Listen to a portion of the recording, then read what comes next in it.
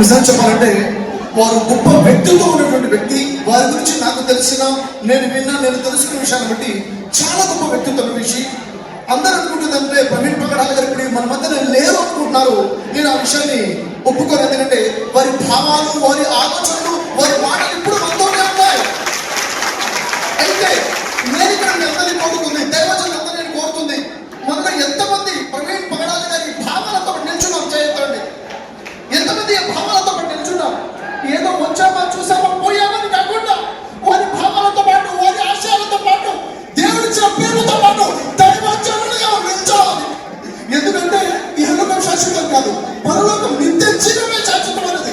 కాబట్టి దానికోసం మన ప్రజల్ని ఈ రోజు సమాజంలో చూసినట్లయితే చూసినా కూడా లేకుండా ప్రతి సోదరులారా ఈ రోజు మన సమాజాన్ని కాపాడుకోవాలి. మన సమాజాన్ని కాపాడుకోవాలంటే మనిషిగా చూసే సమాజం నిర్మించుకోవాలి. మానవత చచ్చిపోయింది, ధర్మం గడుమరుగైపోయింది. నిన్ను వల్ల నీ పొరుగు వారిని ధర్మాన్ని మన ప్రజలకి పరిచయించాలి. దీనికోసం మన ప్రవీణ్ పగడాల గారు పాటుపడ్డారు. ప్రయాణం ఊరూరు తిరుగుతూ ప్రజలకి పరిచయం చేశారు. ఇహలోకంగా నిత్య జీవనం గురించి మాట్లాడారు. సోదరులారా, సోదరులారా, ఈ రోజు మనందరం కూడా నడుము బిగించాలి.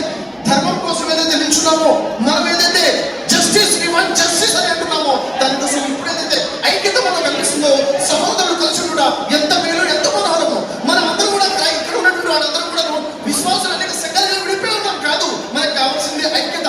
సోదరులారా, నేను మీ అందరితో కూడా కలిసి నిల్చున్నాను అని చెప్పడం కోసమే ఇక్కడ వచ్చాము. మీ అందరితో పాటు నేను ఉన్నాను అని చెప్పడం కోసం ఇక్కడ వచ్చాము. కలిసి నిలబడతాం, కలిసి ఐక్యత కోసం నిలబడతాం. మన భారతదేశాన్ని ఒక ఐక్యతగా చేసుకునే మన పూర్తి ప్రయత్నం చేద్దాం. జై హింద్.